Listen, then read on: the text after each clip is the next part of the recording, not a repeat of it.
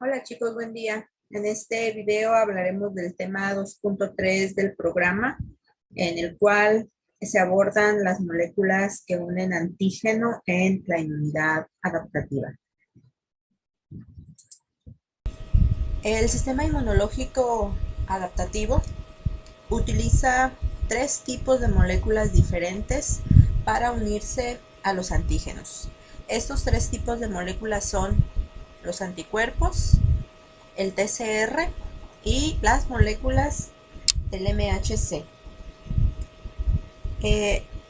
La finalidad de que estas moléculas se unan al antígeno es diferente. Por ejemplo, las moléculas del MHC unen al antígeno para presentarlo al TCR de los linfocitos T.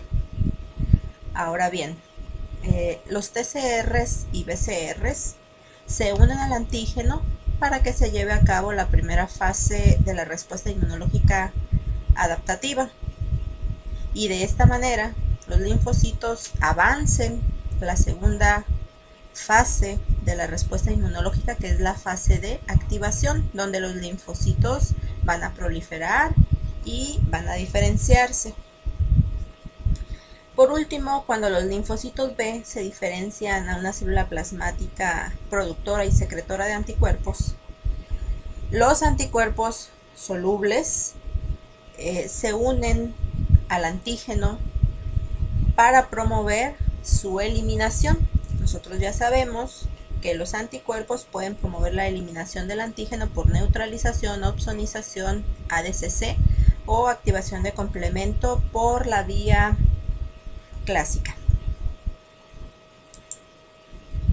Algunas de estas características del TCR y del BCR ya las habíamos mencionado, pero pues vamos a recordarlas. Sabemos que la función del TCR y del BCR es exactamente la misma, ¿sí? Son funcionalmente idénticos el TCR y el BCR, y su función es la del reconocimiento y la unión del antígeno. Sin embargo, en estructura, el TCR y el BCR difieren.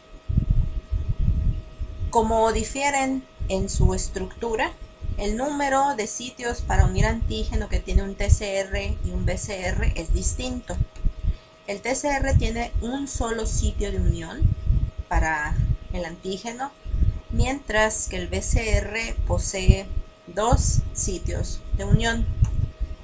Existen dos tipos de TCR. El 95% de los linfocitos T poseen un TCR con cadenas alfa-beta, mientras que el 5% restante de los linfocitos posee un receptor diferente al alfa-beta, que está constituido por cadenas gamma-delta. En el caso de los anticuerpos, existen 5 clases diferentes, que son la IgM, IgG, IgA, IgD e IgE. Si ustedes recuerdan, después de que los linfocitos se activan y se diferencian a células efectoras, la célula efectora del linfocito B, es decir, la célula plasmática, va a secretar la molécula de anticuerpo. Vamos a tener anticuerpos solubles, mientras que el TCR siempre va a estar unido a la superficie celular, tanto del linfocito T virgen como en el linfocito T efector. El TCR nunca va a ser secretado, siempre va a estar unido a la membrana del linfocito T. Existen otras diferencias en cuanto al reconocimiento realizado por el BCR y TCR de linfocitos B y linfocitos T respectivamente. Nosotros sabemos que mientras que el BCR es capaz de reconocer antígenos intactos o antígenos nativos, es decir, los puede reconocer tal y como entren al organismo sin ninguna forma de procesamiento, el TCR de los linfocitos T requiere que una célula presentadora de antígeno introduzca al antígeno, lo fragmente y lo una a moléculas del MHC para que el TCR pueda llevar a cabo el reconocimiento. Entonces tenemos que los TCR requieren la participación de la molécula del MHC, mientras que para el BCR esto no es necesario. Además de que los linfocitos T y el TCR requieren reconocer fragmentos de antígenos, no pueden ser fragmentos de cualquier naturaleza química. Tienen que ser péptidos, es decir, los fragmentos tienen que ser de origen proteico. Mientras que para el BCR no importa la naturaleza química del antígeno intacto, puede ser de origen proteico, puede ser polisacarídico, lipídico, pueden ser ácidos nucleicos y lo que se les ocurra. Cualquier antígeno de cualquier naturaleza química, el BCR lo puede reconocer. Con esto podemos concluir que la unión del receptor, en este caso del BCR, con el antígeno es binaria. ¿Por qué? Porque involucra solamente dos moléculas. Involucra al BCR, que reconoce al antígeno, y la unión del TCR con el antígeno sería de tipo terciaria, porque necesitamos un antígeno unido a la molécula del MHC para que el TCR pueda reconocer a ese péptido antigénico. Vamos a empezar a ver a esas tres clases de moléculas que unen antígeno en el sistema inmunológico adaptativo. Del TCR ya no vamos a decir gran cosa. De los que sí vamos a hablar un poco más a profundidad es de los anticuerpos, y luego vamos a pasar a ver a las moléculas del MHC. Entonces iniciamos con los anticuerpos. Podemos definir a los anticuerpos como un grupo heterogéneo de proteínas que se producen en gran cantidad después del estímulo antigénico. Estas glicoproteínas, porque son proteínas que tienen carbohidratos, estas glicoproteínas tienen la característica de que van a interaccionar de manera exclusiva con el antígeno inductor de su producción. Algunas características generales de los anticuerpos que ya hemos visto, pero que vamos a recordar, son las siguientes. Pregunta: ¿qué células son capaces de sintetizar anticuerpos?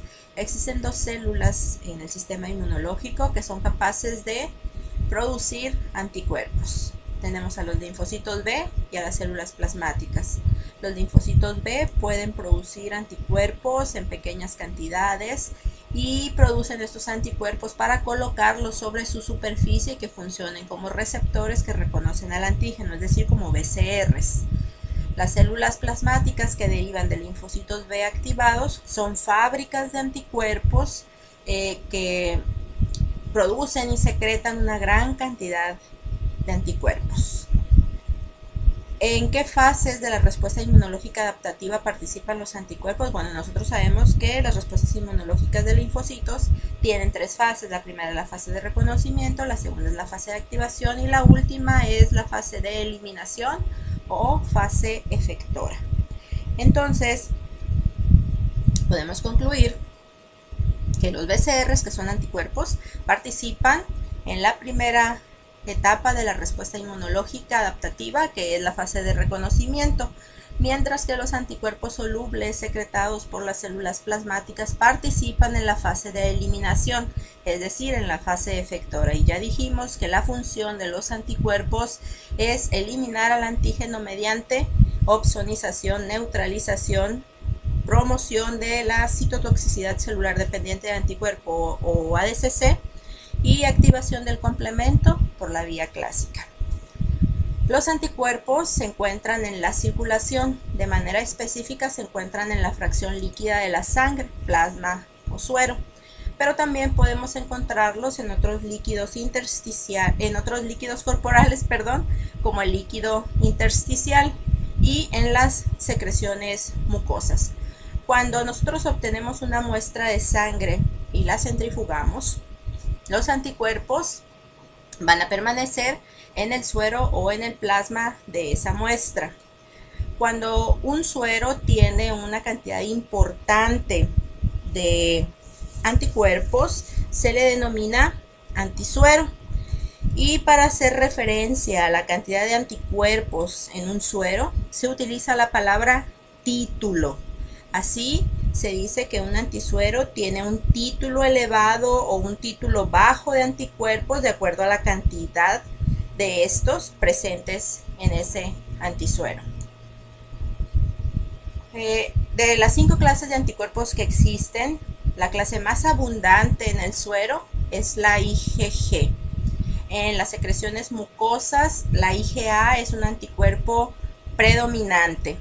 Se considera que un adulto sano con un peso aproximado de 70 kilogramos produce por día 3 gramos de anticuerpos, y de estos 3 gramos, 2/3 partes, es decir, 2 gramos de los que se producen de los 3 que se producen por día, van a ser de la clase IgA. Esta mayor cantidad de IgA producida se debe a la mayor área superficial de las mucosas del aparato digestivo y del aparato respiratorio.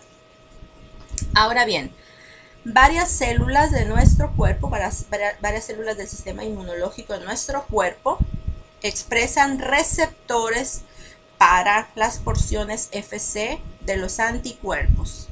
¿Qué células serían estas células que expresan receptores para la porción Fc de los anticuerpos? Recuerden, por ejemplo, que las células NK tienen sobre su superficie un receptor para la porción Fc de la IgG que se llama CD16, y con esto se promueve la ADCC.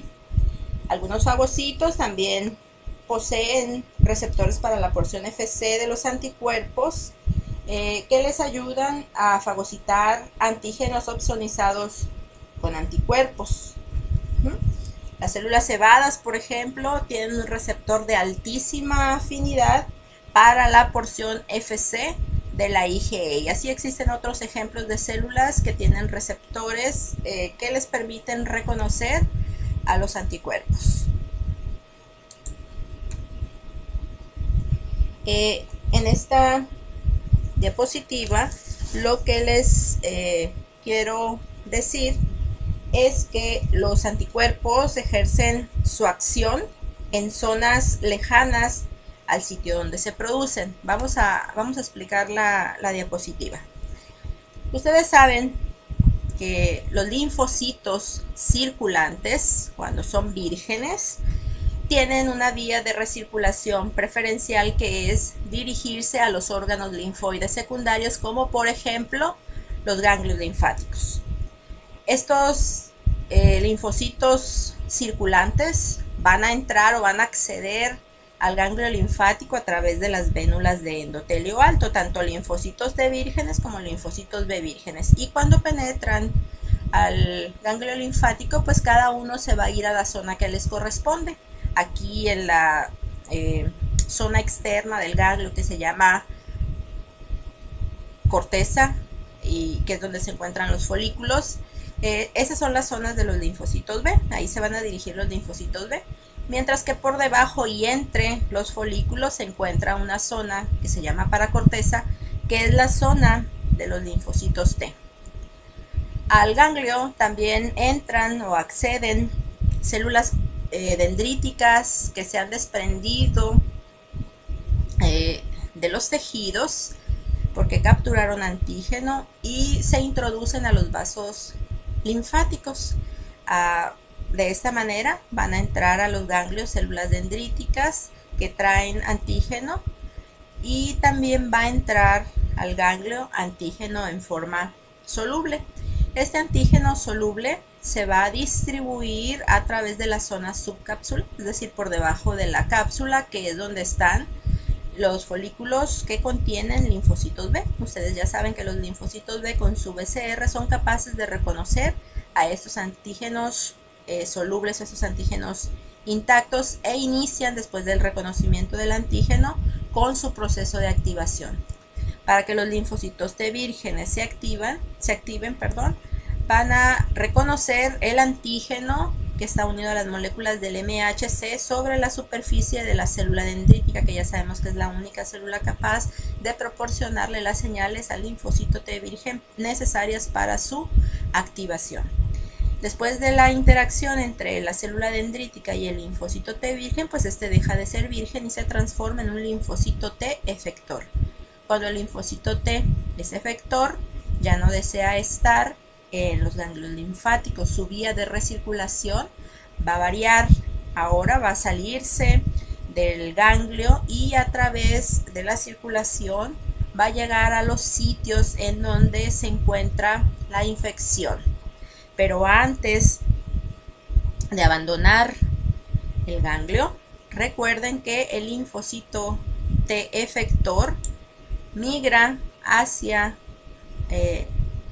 los folículos, y los linfocitos B que iniciaron su proceso de activación porque reconocieron antígeno soluble migran hacia la paracorteza para que se lleve a cabo la cooperación TB. ¿Qué es la cooperación TB?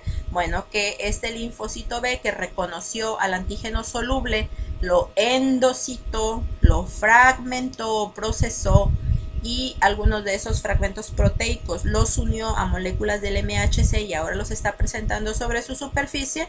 Esos péptidos antigénicos van a ser reconocidos por el TCR del linfocito T efector, y este linfocito T efector le va a dar las señales necesarias a este linfocito B para que complete su proceso de activación y finalmente se transforme en una célula plasmática productora y secretora de una gran cantidad de anticuerpos específicos contra este antígeno. Bueno, esos anticuerpos van a salir del ganglio linfático, se van a incorporar a la circulación sanguínea y a través de la sangre van a llegar a los sitios de infección. Recuerden que los vasos sanguíneos regionales o cercanos a esta zona de infección aumentan su permeabilidad vascular y hay salida de líquido donde van los anticuerpos y hay salida de células hacia el sitio de la infección, y ya cuando los anticuerpos lleguen al sitio de infección pues van a opsonizar, van a neutralizar, etcétera, lo que ustedes ya saben que hacen los anticuerpos para eliminar al antígeno. Estas células plasmáticas pueden permanecer en el ganglio o bien estas células plasmáticas pueden salirse del ganglio y pueden dirigirse a la médula ósea, y desde la médula ósea pueden estar secretando esos anticuerpos que de igual manera a través de la circulación van a dirigirse hacia los sitios de infección para llevar a cabo la eliminación antigénica. Entonces, en conclusión, podemos decir que los anticuerpos son producidos o sintetizados por las células plasmáticas, en donde en los órganos linfoides secundarios, tales como el ganglio linfático, o bien en la médula ósea. Y esos anticuerpos que son sintetizados en estos sitios realizan sus funciones efectoras en zonas lejanas a la de su producción, es decir, en los sitios o zonas de infección. Ahora vamos a ver la estructura general de los anticuerpos. Esta imagen ya la conocen, pero vamos a recordar cómo es la estructura de un anticuerpo. Un anticuerpo tiene en total 4 cadenas polipeptídicas. 1, 2, 3, 4. 2 de esas cadenas, que son las que están en verde, tienen una longitud de 420 a 450 aminoácidos y un peso molecular aproximado de 50 kilodaltones. A estas cadenas polipeptídicas se les denomina cadenas pesadas o cadenas high. Estas 2 cadenas H o cadenas high son entre ellas idénticas y se encuentran unidas a través de puentes disulfuro.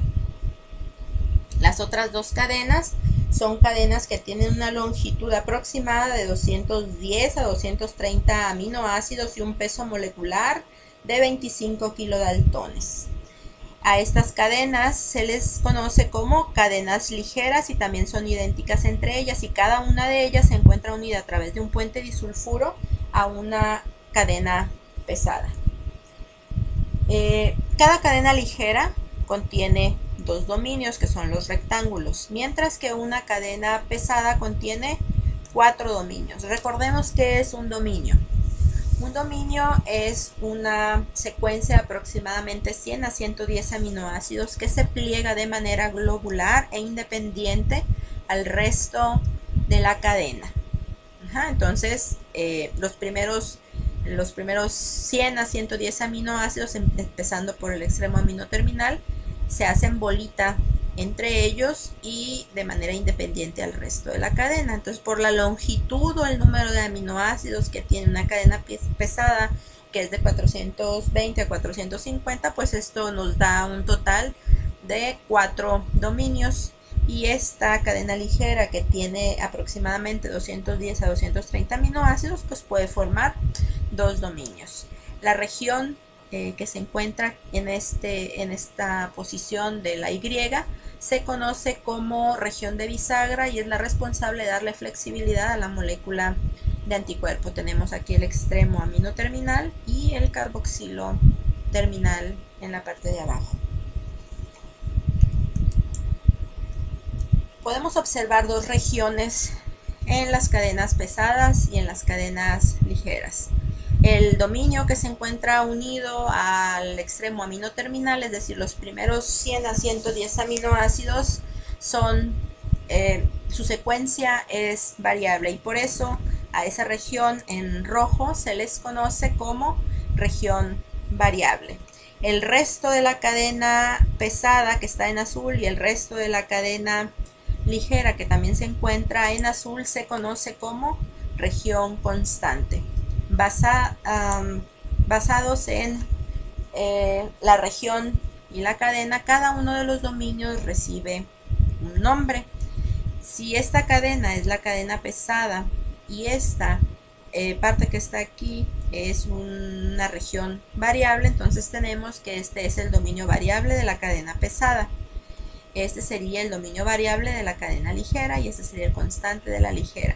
En el caso de la región constante de la cadena pesada, pues tenemos 3 dominios, y lo que se hace es solamente numerarlos desde el extremo amino terminal al carboxilo terminal, 1, 2, 3, para efectos de diferenciación. Y lo mismo sucede para la otra cadena pesada y para la otra cadena ligera. El antígeno se une a esta región de aquí, es decir, los dominios variables tanto de la cadena ligera como de la cadena pesada son los que forman el sitio al cual va a ir unido el antígeno. Entonces tenemos dos sitios para unir antígeno. No hay que confundir a los dominios que forman el sitio de unión al péptido con los fragmentos que unen al antígeno. Recordemos que el FAP incluye estos dos dominios de la cadena pesada y los dos dominios de la cadena ligera. Esos son los FAP. Entonces, si yo les pregunto en el examen, diga qué dominios forman el sitio de unión al antígeno, la respuesta es los dominios variables de la cadena ligera y de la cadena pesada. Pero si les pregunto cuáles son los fragmentos que unen al antígeno, son los FAP, fragmentos de unión al antígeno. La flecha nos señala la región de la bisagra. La región de la bisagra se encuentra localizada entre los dominios constantes 1 y 2 de la cadena pesada. Además, en esta región de la bisagra se encuentra localizado el puente disulfuro que une a las dos cadenas pesadas. Sabemos que en una molécula de anticuerpo podemos observar dos regiones diferentes. La región variable, que es la región que se encuentra en color rojo, y la región constante, que es la que se encuentra en amarillo. Estas regiones, por ejemplo, en el caso de la cadena ligera, podemos observar que esta región variable constituye aproximadamente la mitad de la cadena polipeptídica. El resto de la cadena polipeptídica es de tipo constante. En la cadena pesada observamos que más o menos un cuarto de la cadena polipeptídica es variable y el resto, más o menos 3/4, es de tipo constante. Pero ¿a qué nos referimos con variable y constante? Cuando se analizó la secuencia de aminoácidos de cadenas pesadas y de cadenas ligeras de anticuerpos diferentes, es decir, cuando se determinó exactamente qué aminoácido había en cada una de las 450 posiciones de la cadena pesada o en las 230 posiciones de la cadena ligera, se observó que los primeros 100 aminoácidos, tanto de la cadena pesada como de la cadena ligera, diferían o variaban entre anticuerpos de diferentes especificidades que reconocen antígenos diferentes. Por eso, a esta región se le denominó región variable.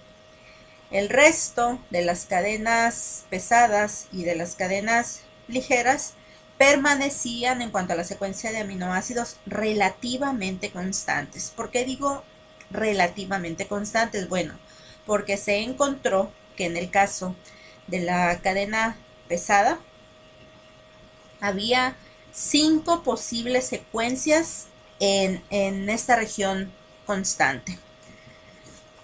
Es decir, la secuencia de aminoácidos en la región variable de la cadena pesada siempre era diferente en anticuerpos que reconocían antígenos diferentes.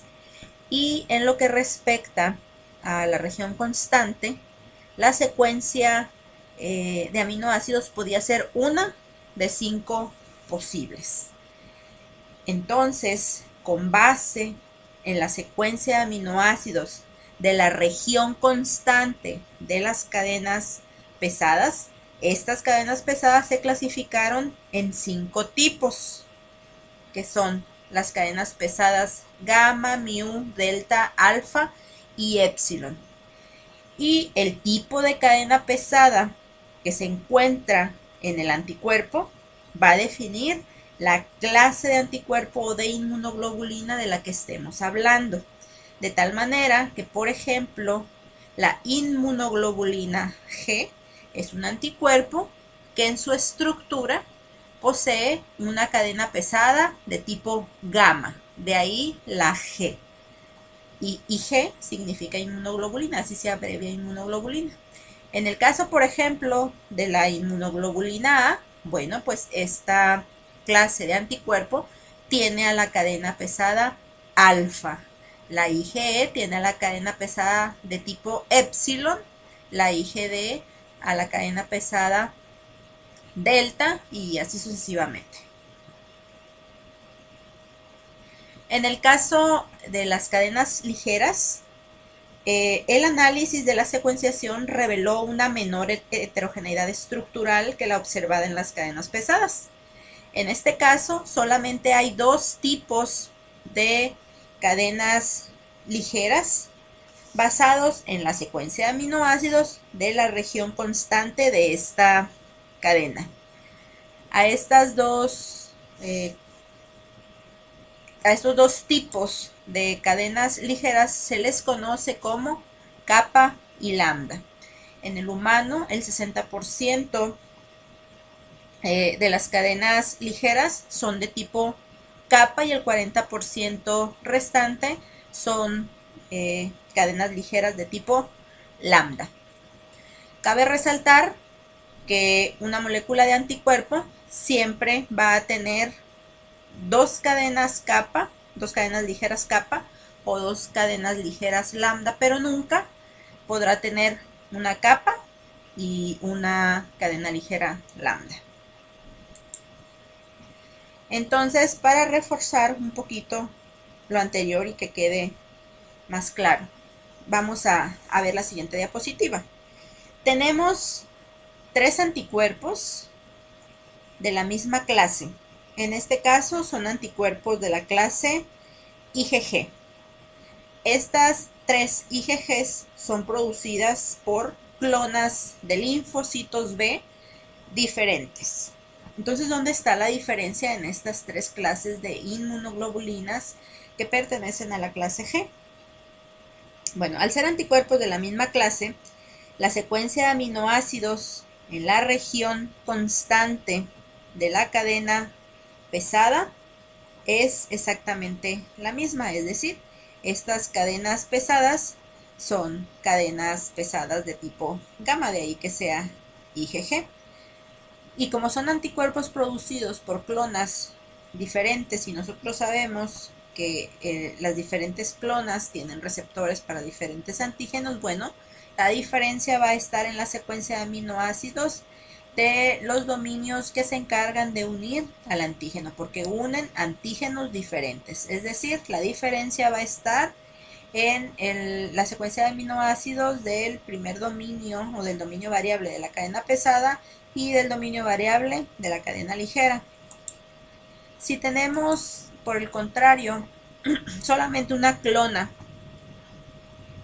y esa clona en diferentes momentos de la respuesta inmunológica es capaz de producir anticuerpos de diferentes clases. Aquí voy a hacer un pequeño paréntesis. En una respuesta inmunológica de tipo primario, es decir, cuando un individuo se enfrenta por primera vez a un antígeno, durante la primera fase de la respuesta inmunológica adaptativa, la clase predominante de anticuerpo es IgM.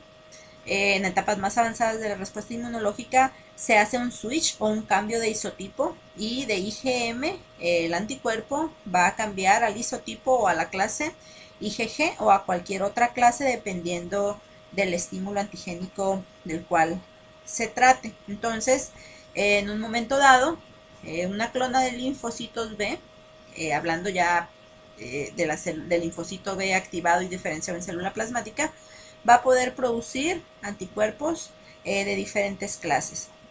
En este caso, al tratarse de anticuerpos de diferente clase, la diferencia va a estar precisamente en la región constante de esas cadenas pesadas. De ahí los colores diferentes en esta región, y como son anticuerpos producidos por la misma clona, pues reconocen al mismo antígeno, de tal manera que la región variable tanto de la cadena pesada como de la cadena ligera va a ser idéntica en las 5 clases de anticuerpos. En esta imagen podemos observar cómo el antígeno se une a la molécula de anticuerpo. Podemos observar los 2 dominios de la cadena ligera y los 4 dominios que constituyen a cada una de las cadenas pesadas. Podemos observar que los dominios variables tanto de la cadena ligera como de la cadena pesada son los encargados de la unión con el antígeno. Al tener 2 cadenas pesadas y 2 cadenas ligeras, y por lo mismo 2 dominios variables de la pesada y 2 dominios variables en la cadena ligera, bueno, pues una molécula de anticuerpo es capaz de unir al mismo tiempo a 2 antígenos iguales, obviamente, ¿no? Los dominios que constituyen el sitio de unión para los antígenos son los dominios variables de la cadena ligera y los dominios variables de la cadena pesada. En esta diapositiva podemos observar a mayor profundidad la estructura de una cadena ligera. Cabe resaltar que es exactamente la misma estructura en el caso de una cadena pesada, solamente que la cadena pesada pues tendrá 2 o 3 dominios adicionales. Entonces, para mayor facilidad en la explicación, se ilustra la estructura de la cadena ligera. Sabemos que una cadena ligera tiene una longitud aproximada de 210 a 230 aminoácidos. Aquí podemos observar el extremo amino terminal, que es donde inicia la cadena polipeptídica. Por aquí se encuentran los primeros aminoácidos, y podemos observar el extremo carboxilo terminal. Esta cadena polipeptídica ligera tiene una longitud aproximada de 212 aminoácidos. Podemos observar que la cadena ligera posee 2 dominios. Habíamos comentado que un dominio es una secuencia de aproximadamente 100 a 110 aminoácidos que se pliega de manera globular e independiente al resto de la cadena. Aquí podemos observar el aminoácido 112, lo cual nos hace pensar que este dominio está formado aproximadamente por unos 100 aminoácidos. Luego hay una región lineal, una región de aminoácidos lineales, y posteriormente los siguientes 100 aminoácidos van a plegarse entre sí de manera globular e independiente al resto de la cadena. Vamos a ver la estructura de cada uno de estos dominios. Cada dominio está formado por 2 láminas de hoja beta plegadas. Las flechas son las hojas beta plegadas, y podemos observar varias hojas beta plegadas en amarillo que forman una lámina. Todo lo que está en amarillo. La otra lámina serían las hojas beta plegadas que se encuentran en color rojo. Lo mismo para el dominio constante. Podemos observar que las 2 láminas de hojas beta plegadas se unen entre sí a través de puentes disulfuro. En la imagen también podemos observar que una hoja beta plegada, que representada por esta flecha, se une con la hoja beta plegada siguiente a través de estos bucles cortos que están constituidos por aproximadamente 10 aminoácidos. Aquí vemos un bucle, aquí podemos observar una hoja beta plegada que se va a unir mediante estos bucles cortos a la hoja beta plegada siguiente. Esta a su vez se va a unir con la hoja beta plegada siguiente a través de otro bucle. Algunos de esos bucles o asas o loops, como ustedes quieran llamarlos, son muy importantes para el reconocimiento antigénico. Los bucles constituidos por 10 aminoácidos que se encuentran alrededor de las posiciones 30, 60 y 100 son los más importantes para la unión del antígeno. Cuando se hicieron estudios detallados de la secuencia de aminoácidos que existe en las regiones variables tanto de las cadenas pesadas como de las cadenas ligeras, se reveló que la variación en la secuencia de aminoácidos se concentra en unas cuantas regiones de los dominios variables, es decir, no los 100 aminoácidos que constituyen a los dominios variables cambian, sino que la diferencia o la variación está concentrada a unas cuantas regiones. ¿Cuáles son esas regiones donde se concentra la variabilidad? Precisamente esos bucles o esas asas que les mencioné hace un momento, que se encuentran localizados alrededor de las posiciones 30, 60 y 10. Ahí es donde se concentra la mayor variabilidad en esos dominios variables. Por lo tanto, a esas regiones o a esos bucles se les llamó regiones hipervariables. A esas regiones hipervariables, así se les llamó de manera inicial, pero después se le cambió el nombre a CDRs. CDR significa región determinante de la complementariedad y se le dio ese nombre debido a que el sitio de unión del antígeno es complementario a la estructura del anticuerpo, y por eso se le cambió el nombre de región hipervariable a región determinante de la complementariedad, y como son tres, pues se les puso CDR1, CDR2 y CDR3.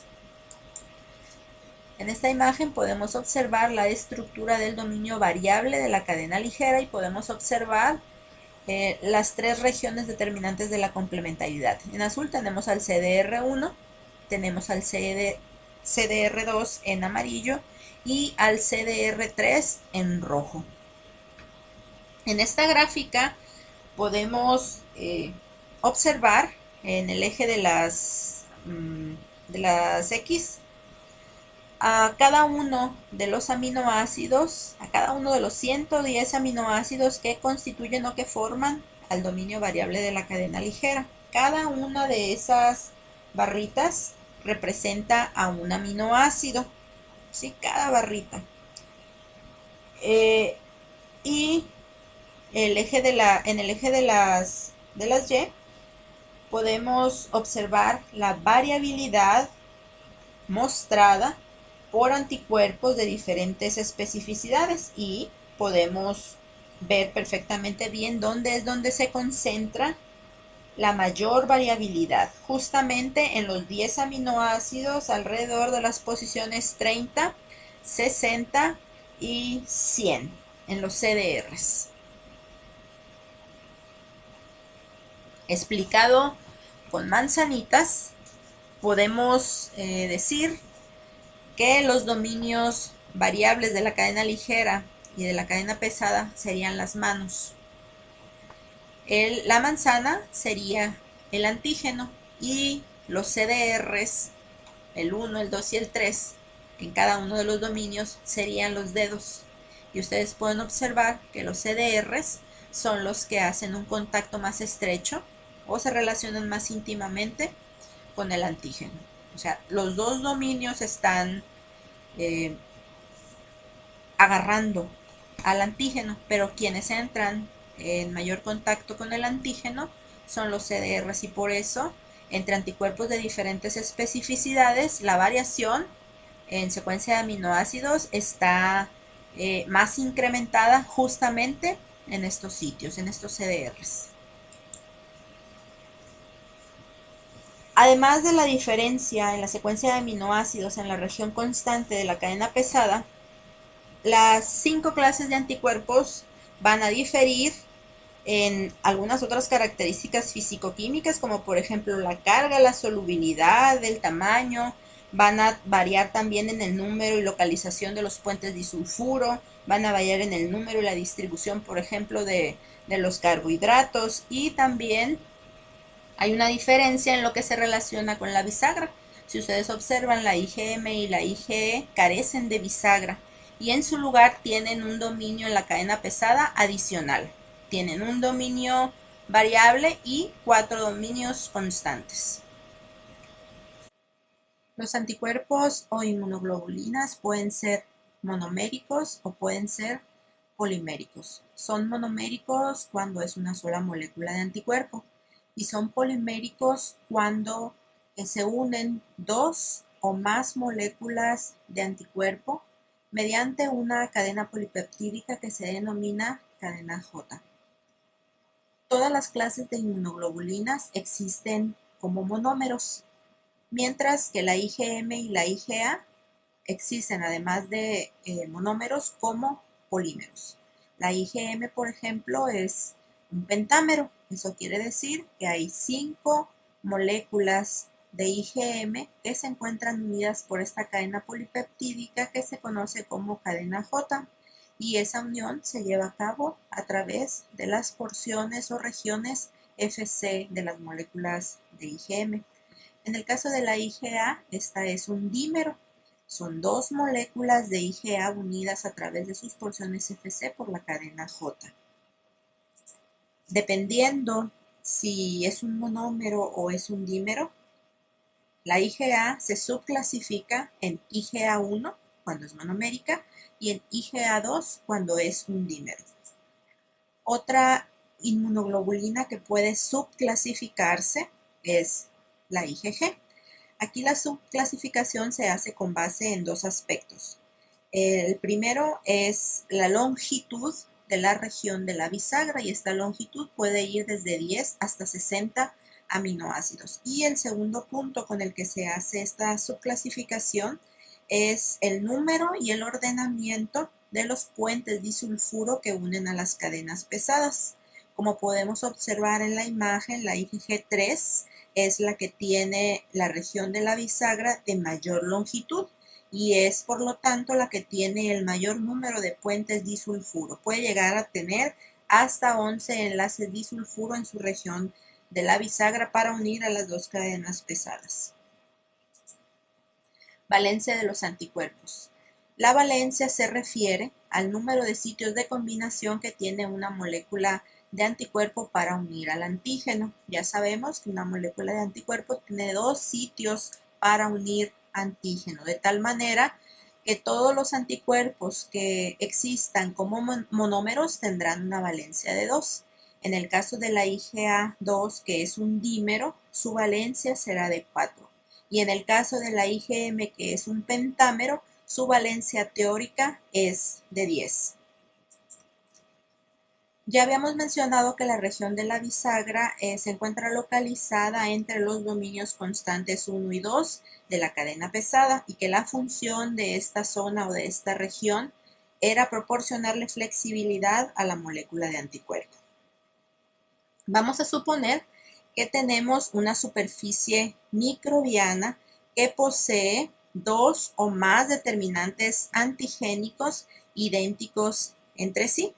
La bisagra lo que va a permitir es que los dos Fab del anticuerpo se unan simultáneamente a 2 determinantes antigénicos de este microorganismo. Esa unión va a ser independiente de si estos dos epítopes o determinantes antigénicos se encuentran separados o se encuentran juntos. Entonces, si los determinantes antigénicos se encuentran muy alejados, la región de la bisagra le permite a los Fab abrirse para que puedan unirse al mismo tiempo a los dos determinantes antigénicos. Si por el contrario los determinantes antigénicos se encuentran muy juntos, la bisagra le permite a los Fab acercarse o cerrarse para unirse al mismo tiempo a estos dos determinantes antigénicos. Es mejor que los dos FAB se unan a los dos determinantes antigénicos porque esa unión es mucho más estable que si un solo FAB se uniera a un determinante antigénico solamente. En esta tabla podemos observar las 5 clases de inmunoglobulinas y las subclases de la IgG y de la IgA, y también podemos observar la concentración en suero de cada una de estas inmunoglobulinas. Podemos observar que la IgG es la más abundante, seguida de la IgA y de la IgM. De las 4 subclases de IgG, la IgG1 es la que tiene mayor abundancia en suero. En el caso de la IgA, observamos a las dos subclases, a la IgA1 y a la IgA2. La IgA1, que es monomérica, es la que se encuentra presente en suero, mientras que la IgA2 se encuentra presente en las secreciones y en las mucosas. La IgM, cuando es pentamérica, se encuentra en el suero, y cuando se encuentra funcionando como BCR sobre la superficie del linfocito B no es pentamérica, es monomérica. La IgD existe en muy poca cantidad en el suero. La IgD principalmente se encuentra localizada sobre la superficie de los linfocitos B vírgenes. Cuando ese linfocito se transforma o se diferencia en un linfocito de memoria, deja de expresar a la IgD. De hecho, la IgD se utiliza como marcador para reconocer cuando un linfocito es virgen y cuando es un linfocito de memoria. La IgE es una inmunoglobulina que vamos a encontrar solamente pequeñas trazas de ella en el suero, porque si ustedes recuerdan, las células cebadas o mastocitos tienen un receptor de muy alta afinidad para la porción Fc de la IgE, de tal manera que en cuanto esta clase de anticuerpos se produce, va a ir y se va a depositar sobre la superficie de la célula cebada, sensibilizándola. En esta diapositiva podemos observar la distribución de cada clase de anticuerpo. Ya dijimos, por ejemplo, que la IgG, la IgA1 o la IgA monomérica y la IgM son las principales clases de anticuerpos que predominan en la circulación sanguínea. Chequen los colores. También dijimos que la IgA2, que es la que está en amarillo, predomina en las secreciones y en las mucosas. Aquí podemos observar en amarillo pues las mucosas que revisten el aparato digestivo y el aparato respiratorio. La IgA2, que era de la que estábamos hablando, de la que está en amarillo, también se encuentra en las secreciones, por ejemplo, se encuentra en la leche materna, proporcionándole protección al bebé. Es por ello que es importante la lactancia materna. La IgG es la única inmunoglobulina que es capaz de atravesar la placenta y llegar al feto para proporcionarle protección, mientras que la IgG, que es la que está en naranja, se encuentra principalmente asociada a las células cebadas o mastocitos. Acuérdense que se encuentra sensibilizándolos, y por ello en la imagen se ilustra por debajo de los epitelios, que es donde residen los mastocitos. Aquí se muestran las funciones de los anticuerpos y se observa la clase de anticuerpo que puede llevar a cabo cada una de esas funciones por orden de importancia. Por ejemplo, en la activación de complemento nosotros ya sabíamos que principalmente son la IgM y la IgG las encargadas de activar complemento por la vía clásica, pero mencionamos que la IgA también podía hacerlo en menor medida, pero también es capaz de activar complemento. Hablamos, por ejemplo, de opsonización, que es una de las funciones de los anticuerpos. La principal opsonina por mucho es la IgG. Las clases de inmunoglobulinas encargadas de llevar a cabo la neutralización de los antígenos o de las toxinas son la IgG, la IgM y la IgA, mientras que la IgG y la IgE son clases de inmunoglobulinas capaces de inducir la citotoxicidad celular dependiente de anticuerpo. En lo que respecta a la IgE, Este anticuerpo es muy importante en la defensa contra parásitos helmintos. Entonces, cuando nos parasitamos con estos gusanos, se produce IgE e inmediatamente la IgE va y se deposita sobre la superficie del mastocito, sensibilizándolo. La unión de la IgE a la superficie de las células cebadas se lleva a cabo a través de los fragmentos Fcs. Entonces los Fab quedan libres para interactuar con los antígenos del parásito, y cuando eso sucede, la célula cebada se activa, se degranula y deja libre una gran cantidad de mediadores químicos que van a dañar el tegumento de los parásitos. Entonces, la sensibilización de los mastocitos es muy importante como mecanismo de defensa contra esos parásitos helmintos. Después de la generación de una respuesta inmunológica adaptativa, en diferentes momentos de esta respuesta, los anticuerpos van a sufrir algunos cambios.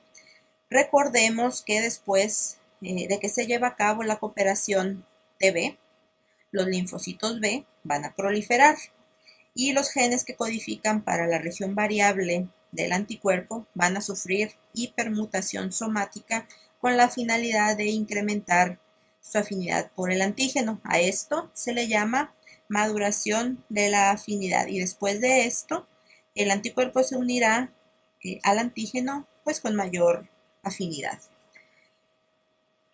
Deben recordar también que después de la proliferación viene la diferenciación de linfocitos B a células plasmáticas, y las células plasmáticas secretan a los anticuerpos.